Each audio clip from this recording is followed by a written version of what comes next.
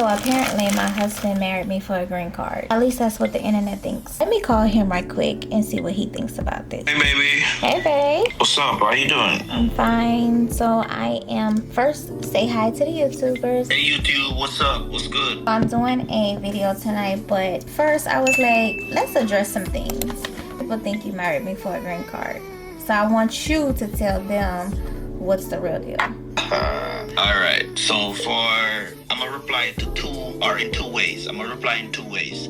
So for Jamaicans who think I married my wife for a green card, or so brilliant, simple as that. Americans watching, come on, be real. Really? That's crazy. Nah. The internet also thinks that they know my bank account. They ain't got money. Really? Come on, stop doing that. Nah, I didn't wake up and just like, you know what, I'm gonna marry her for a green card. Nah, hell no. Go ahead, I'm sorry. You know what's crazy? What, babe? How someone can disrespect your relationship or your marriage and they're not even in it. That's true. That's crazy. That's true. But everybody has an opinion, so. That's true. And we're not here to prove them wrong. We just here to show that our love is real. That's right, mama. All right, well, I'm about to get ready to talk to YouTube, and I'll talk to you later. All right, my baby. Love you too. Mwah. Later. Okay, so now we can talk about this properly. Let me get my self-care started and let's have this conversation. So that was my husband, a very much real person, a very committed person, and very much in love with me. Let's talk about it. I know a lot of you are feeling this way because y'all commented, y'all DM'd me about it, and it's a valid question with everything that's going on right now in the world. So tonight I'm going to do my Friday night self-care routine. We've got dermaplaning, face mask, facial, all of that. And we're going to do a little talking about green card marriages. What they are, what they're not, the stereotype, the reality, and how you can know the difference. Because I'm tired of people assuming the worst about international couples. It's not fair. So let's get into it. I'm going to show you all the products that I'm using tonight. So we're going to start with cleaning my face and my favorite Neutrogena face cleanse. Well, hydrating gel cleanser. I use this Glow Up moisturizer. It's a watermelon extract, and guess what? I got this from the Dollar Tree and it works wonders. I also wanted to show you all my Glow Up toner. I also got this from the Dollar Tree, and you see it, I use it faithfully. I really like it. I am going to use my EOS to do my dermaplaning tonight. Do a little something simple. And this is the toner that I use for at nighttime. So this one is for morning time.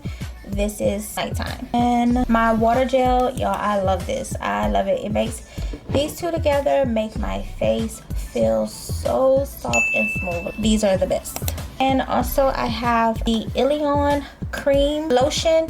You actually put this on before you put the face mask on, which we'll be using tonight, and they go hand in hand. All of these products will be linked in my Amazon storefront, so you can grab them there. So y'all, let's go ahead and talk about this. Wash my face. I took some notes, so that's why I'm looking down. What is a green card marriage legally? I'm gonna tell you that. A green card marriage is a marriage where one spouse is a U.S. citizen or a permanent resident and the other spouse is not. The non-citizen spouse applies for permanent residency through marriage. The law requires the marriage to be real, entered into for a life together, not for immigration benefits. Fraud has serious legal consequences. And for people who don't know what's the immigration process, there are several different ways that you can do the immigration process. But if you are marrying someone who is not a citizen of the United States, then you can do the fiance visa, which is the I-29F. Or if you are doing you're marrying somebody, you can also do the I-130. So the difference is the I-29 is also known as the fiance visa, and that means that the person can be granted a one-time entry into the United States, and they will come and they have 90 days to get married. So that's why you hear some people say, oh, 90-day fiance. It's because of that. So the immigration process goes like this. I'm not going to speak about the fiance because I don't know much about it, but I am going to speak on the actual I-130 process. The I-130, also known as the spousal visa, is you typically get married to your partner out of the country. Citizen will actually apply for their spouse to enter into the United States. So what that entails is you have to provide bona fide proof that this marriage is real. The U.S. citizen is somebody who's called the beneficiary, or you're the petitioner. So you are going to actually assume responsibility for your spouse. They come over here for like 2 years. You get married first, you complete the I-130, send that off to the USCIS. They respond to say, oh, we feel like it is a valid marriage, and then send it to the person's home country to do their paperwork part. Both of them have to do an interview, the U.S. citizen and the immigrant, and they either approve you, deny you. It could be several reasons why you get denied. Maybe that don't believe your marriage is real. Maybe you have something on your record, your background. Your U.S. citizen, petitioner, beneficiary may not be able to support you financially. A lot of things that that you probably can't get approved for. So it's not always guaranteed that your spouse will be able to come to the U.S. or whatever. So just to run down what I just said, the U.S. spouse files for the I-130 to prove the relationship.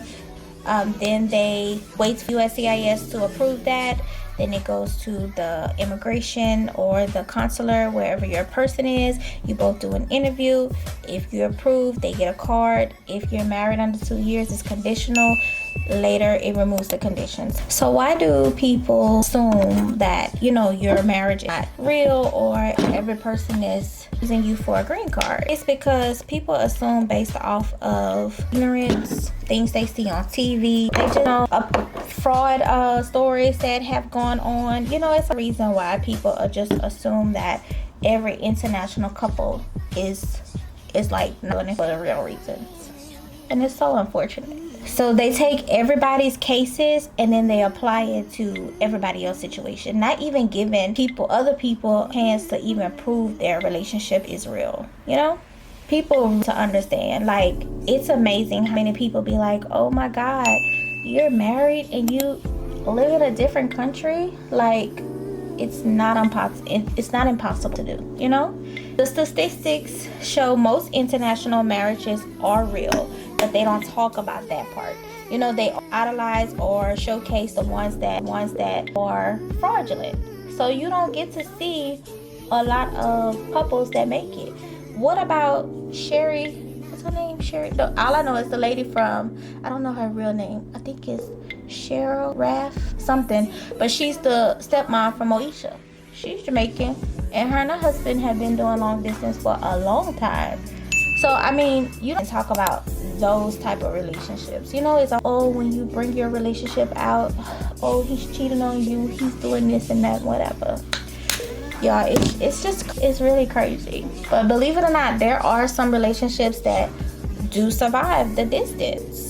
So let's talk about why Jamaican men get that assumption. So people assume they marry American women just for papers.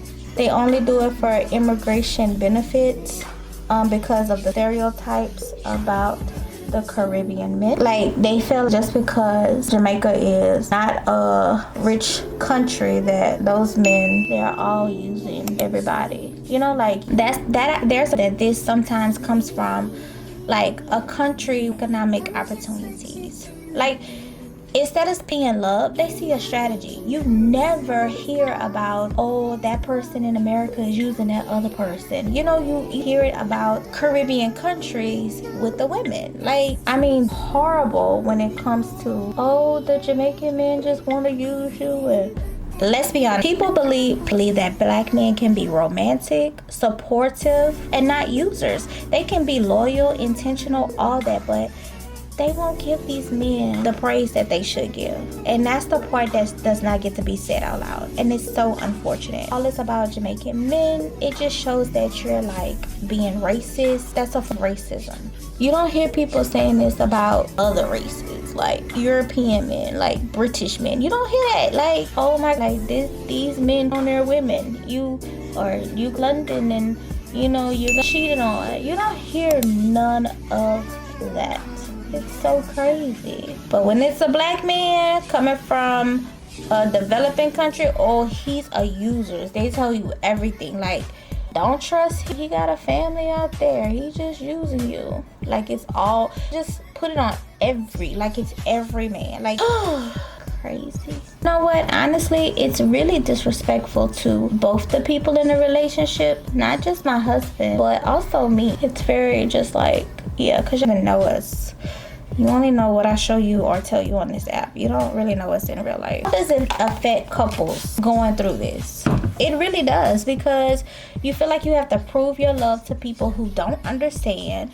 You feel like you can't ask your friends and family for advice because they feel some type of way because of what they seen on TV. You feel like you have to over-explain your relationship. You become defensive about it.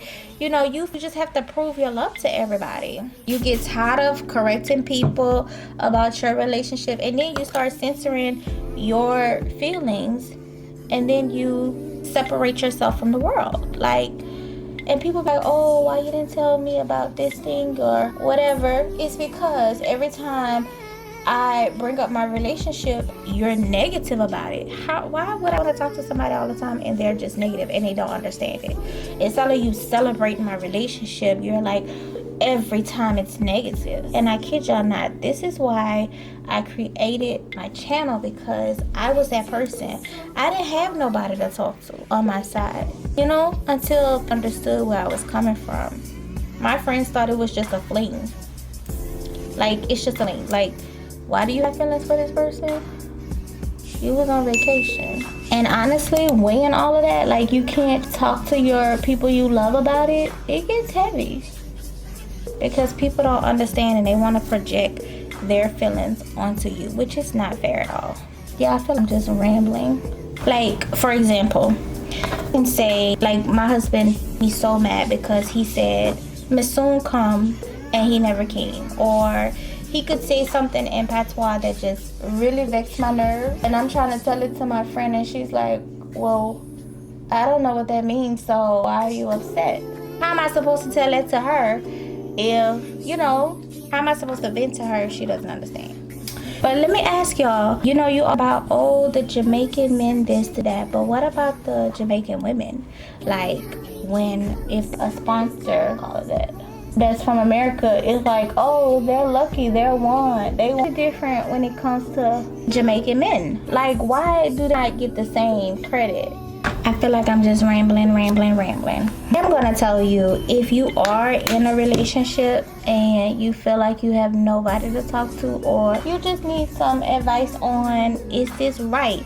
You know, when I opened up about it, I had some ladies reach out to me and tell me, hey, I'm having communication problems. I don't understand what this means.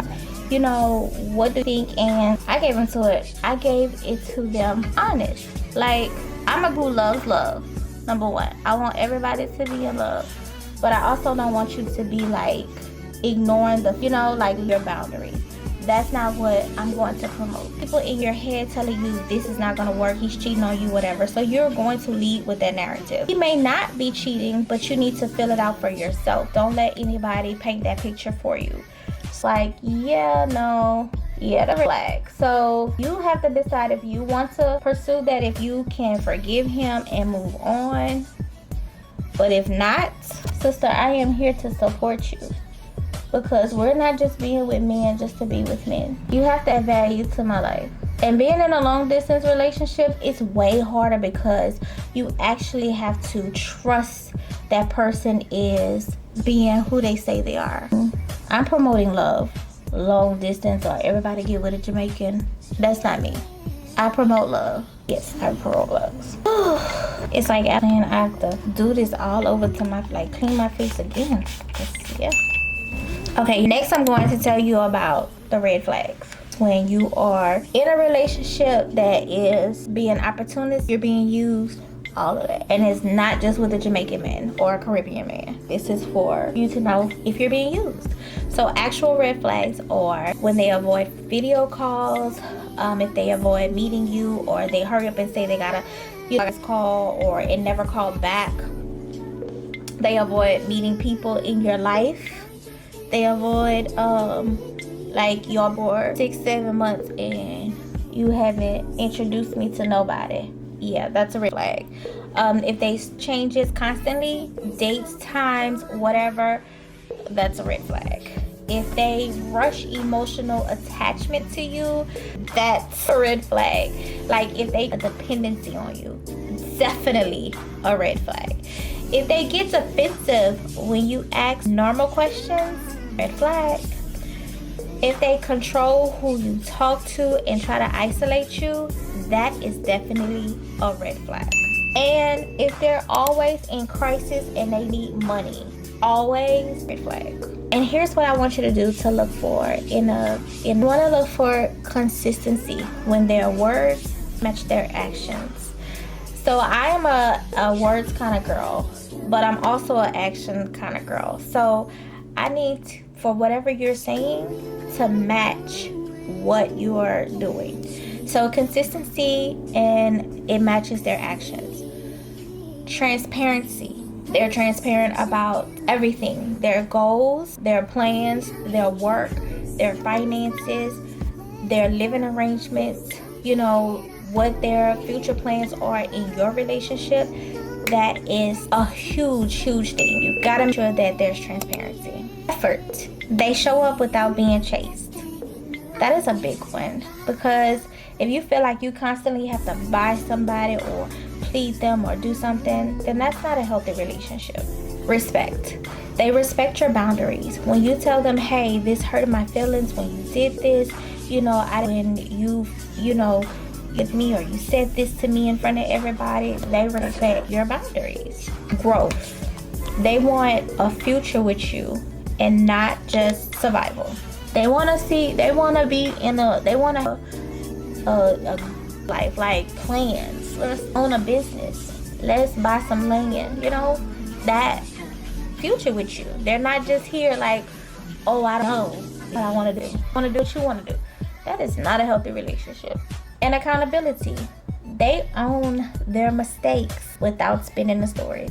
And that is a good one in this day and age, because we live in a world where people are so quick to say, oh, I did that because you made me feel this. Or remember you did this to me, that's why I did it. That is not. So when you can take accountability for what you did instead of like turning to that person, that's when you know it's real. So y'all, want to tell y'all something about scammers, since people think that, all men are scammers. So scammers are basically, this is how you can spot a scammer. They love bomb you fast. They have big feelings early. And that is not just Caribbean men. That is men in America too. But we're going to move past that one. They create urgency to get married. They avoid video calls. And they always have poor connection. They hide verifiable details. They ask for money as a framed loyalty test. And then they use guilt, fear, or sympathy. Scammers. So if you're in a relationship, I need you to make sure you have a genuine partner, make sure that you are building slowly. Ask the most necessary question. Both of you should be involved in each other's life and want to be involved, to encourage independence. And when I say I'm a firm believer of that, I tell my husband all the time, please go hang with your friends. Please go life outside of me. And then you respect financial boundaries. Your partners in this marriage, in this relationship, one person is not the only one to be like footing the bill, Trust your ladies, trust your gut, and ask yourself these questions. Do I feel pressured? Do I feel safe? Do I feel respected? Do I feel supported? Do I feel confused? Y'all, when I use this mask, it has my face feeling like, or looking glass. I absolutely love this mask. I love it. Confusion is constant, then that is your cue that this is not the relationship for me. If peace is constant, then that is also information that this relationship is for you. So I want you to take this message. Healthy love feels steady, not chaotic. It feels safe. It grows. It doesn't drain. So let me answer this question clearly. Is my husband using me for a green card? Absolutely not. He married me because we're in love. We're partners and we're building a life together. It's marriage. It's what spouses do. It's the results of being married. I can't believe I have to say that. And I'm not going to let anyone make me feel guilty for meeting my husband in Jamaica, marrying him in Jamaica, and loving him after 3 years. And yes, I am very proud of our story. If you're in an international marriage like me and you're dealing with judgment, hold your head up high. You're not doing anything wrong. You're just trying to live in the same country as your spouse. And nothing's wrong with that. So thank you guys for watching me do my little self-care routine. I'm sorry I was all over the place, but I want to hear your comments. Let's talk about it in the comments. Like, meet me in the comments. Let's talk about it in the comments. Let's get this narrative switched around. All right, until the next video. Talk to you guys later. Bye.